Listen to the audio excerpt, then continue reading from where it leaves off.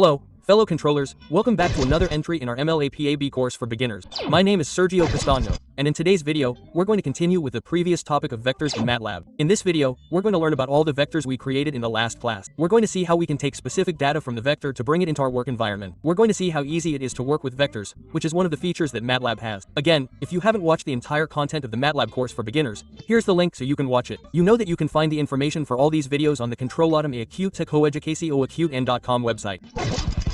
Here in the video description, I'll leave you the link to go directly to the website and see all the commands that we're doing in these MATLAB videos for beginners. So, let's see how to take data from the vectors of malformation. Let's start with the video. If you want, you can speed up the video to make the explanation much faster or more dynamic. To access the individual elements of a vector, we will do so using subscripts. So, x on n will be the nth element of the vector x. If we want to access the last element, we can indicate it using the word n as a subscript. So, let's suppose that we have our row vector from the first slide, which is this vector here. And let's suppose then that we want to take the value that is in position 3.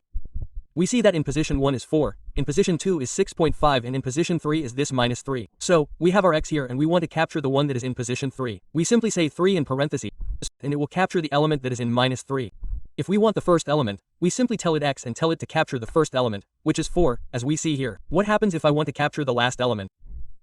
Since I know that this vector has 6 positions, I could tell it to give me the 6th, which will be 11, the number that is in the 6th position. Or, if the vector is very large and I don't want to count, I can simply tell it n, which is telling it to give me from that vector x, which will be 11.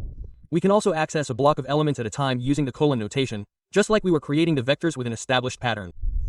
So, let's go back to our example. Here we have the vector x, which is all of this.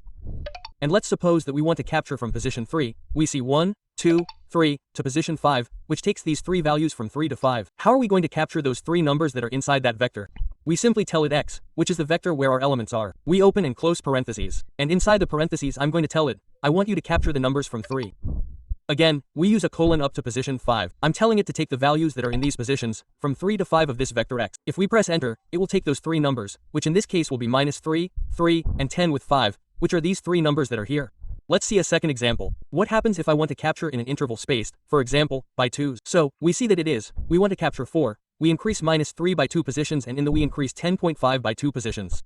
So it's the same as how we create vectors. We simply say that I wanted to capture from position 1, to increase the positions by 2s up to 5. So there it will capture 4, minus 3, and 10.5, which are the ones we have here. Or what would happen if in the same vector x, here in this vector x, I want to capture positions, they don't have an established pattern. For example, I want to capture the first, I want to capture the 4th and the 5th. We see that there's no established pattern because from the first one I skipped 3 positions to the 4th and the 5th. So, I simply place the vector x, open and close parentheses, and inside the parentheses I must open and close brackets. And here I must manually specify which positions I want to capture. So, in the case, I want to capture position 1. We know that we can separate it with commas or spaces. I'm going to give it a space. So, it would be 4 spaces, 5. I'm saying from x, we open brackets. Capture positions 1, 4, and 5. We press enter and it captures the numbers that are in position 1, in position 4, and in position CCO. Okay friends, that's all for today's video. I hope you liked it, that you understood how to create your row vectors, your column vectors, that you understood how to take the data that is inside your vectors. Write in the comments what you thought of this video and if you already know how to capture values inside a vector using the MATLAB software. If you like the content of this course, don't forget to share it, give it a like. If you didn't like it, then give it a dislike and I'll see you in the next video of the MATLAB course for beginners. You can follow me on my social networks, subscribe to my channel by clicking on my photo and activating the notification bell. And don't forget to watch the next video.